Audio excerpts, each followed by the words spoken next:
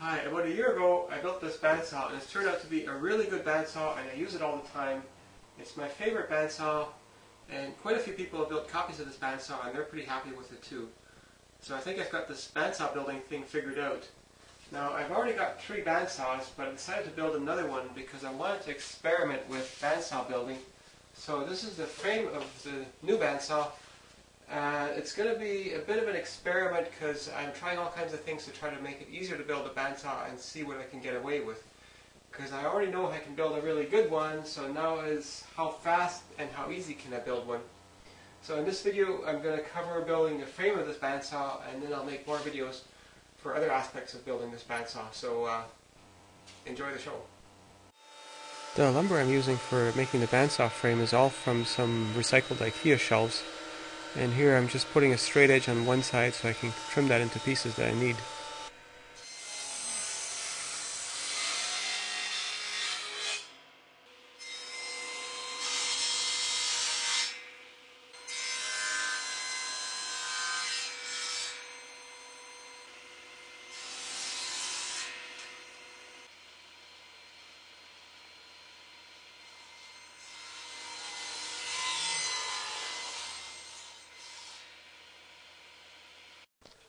So I've just about finished putting together the layers. I'm using this diagram here that's got all the layers on here, and except for the incomplete back layer, I've got all the layers here. I left the back layer out for the time being so that it would stay flat on the bench. So for instance here you can see the internal mortise and tenon that gets formed by the layers as they go on top of each other. Now the fit of these little triangles, or gussets as you might want to call it, is fairly important. And this one here doesn't quite fit, so I need to actually shorten that a bit. So if we slide that here and see how that goes in, you can see it doesn't slide all the way. So I'll mark that, and I'll cut that off on the table saw.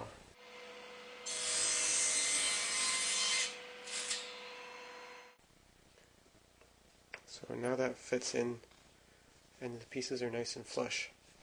Now the other thing that's important is that these triangles, that the grain follows along the long edge of these so that they provide optimal support. These triangles are there to prevent this arm from twisting because the load is actually offset because the wheels are in front of the frame. So that gives the whole frame a want to twist a little bit, and these corners really help to reinforce it. Before I start gluing this up, I'm going to just number all the pieces so that I can get it back together in the right order, because I made sure everything fits here. This is layer 0.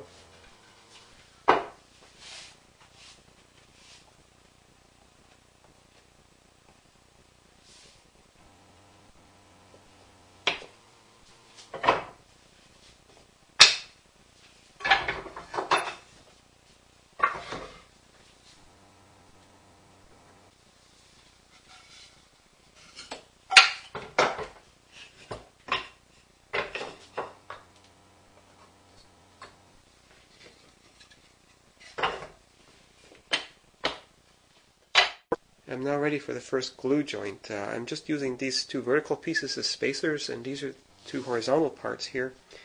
And I'm going to put this first one on here, and I've absolutely made sure everything is square and the right distance so that I start that piece of the frame at exactly the right angle.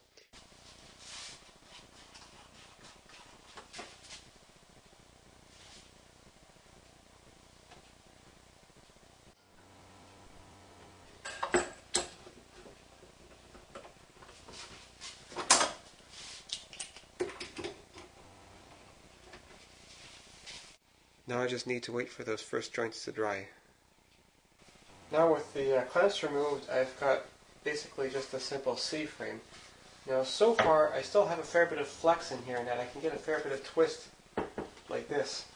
And I want to make sure when I glue this that this is going to be flat, and my workbench is flat enough for this. So what I'm going to do is flip this over and then start building up this part here with all the little triangles and whatnot. And the first layer on here, and that starts to form this beam here, which has a lot of resistance to twist. So I'm going to weigh this down here and clamp it down here while I glue this, and that'll make sure that this beam has got no twist on it, and these arms will end up parallel.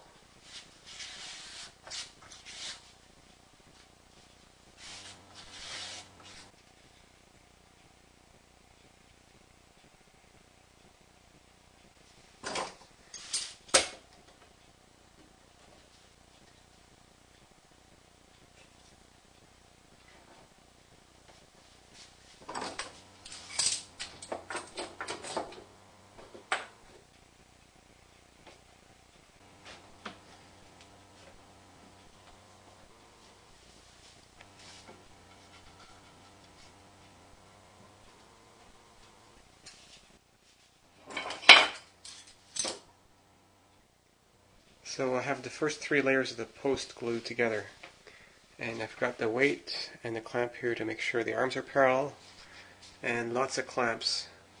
You may not need quite that many clamps, and you could use screws or nails to hold it together while the glue dries, but I have a lot of clamps, so that's what I did. So this is the part of the frame unclamped now, and with this big beam here, it has a lot of stiffness in terms of twisting like this. So this is the front of the frame. So now the next thing I have to do is to start putting these pieces on here to form the next layer towards the back. And as I clamp this, one of the things I'm going to do is I'm going to clamp a piece of wood across here just to make sure that these end up not having any twist in them. Because once I glue multiple layers together like that, that really becomes stiff as well. Second layer glued up, I've got my straight piece clamped along here to make sure these guys don't have any twist in them. And the second layer also starts the legs on this side, so I glued those in. And the start of the wheel mount here, I clamped this board on here to make sure these 2 pieces were parallel this way. I had a bit of trouble getting them parallel, so by clamping that on there, they'll still parallel. And I also made sure that these form a straight line with the frame here, so everything should be good. Once again, I gotta wait for the glue to dry. A tricky part where you might screw up is that this leg piece here doesn't actually extend all the way to the edge here, because I'm gonna cut out a big notch here anyways, so the leg piece is shorter. So that's something to keep in mind. Don't move this all the way up to here, or it'll be too short here. If you find that things are not entirely flat after gluing, it helps to just use a big hand plate and smooth out some of the steps so that the next layer will join smoothly. The glue I'm using is just ordinary yellow carpenter's glue. There's really nothing special to it. I buy this stuff by the gallon, and it's possibly not the strongest glue, but it's stronger than softwoods. And so for a bandsaw frame like this, the glue's going to hold up better than the wood, so it's good enough, and I need so much of it, it's best to use a cheap glue. Fourth layer is now glued on.